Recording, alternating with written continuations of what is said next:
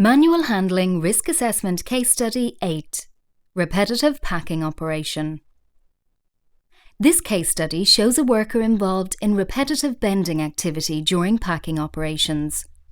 The worker bends down to lift a part of a cage, straightens, turns, and then transfers the part to a box. The box is closed. The worker lifts it, turns, bends, and transfers it to another cage. This operation is repeated a number of times.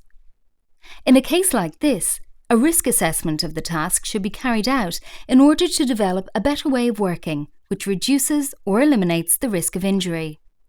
This assessment should include looking at how the job is carried out, collecting information, for example, the weight of the load and repetitive bending posture, identifying risk factors with the job and making changes to improve the job.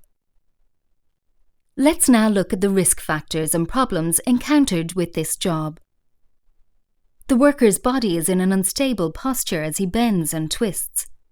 The distance the box must be lowered is excessive, and the task requires repetitive bending of the trunk. Once a risk assessment has been carried out, a new system of work can be adopted to reduce and reorganize manual handling, as demonstrated in the following sequence.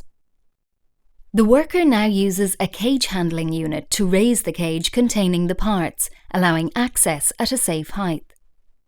Another cage has been set up using the same mechanism in which the filled boxes are placed.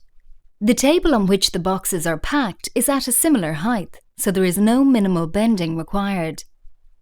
Having reorganized the workspace and introduced a better way of working, the risk of injury to the worker has been reduced.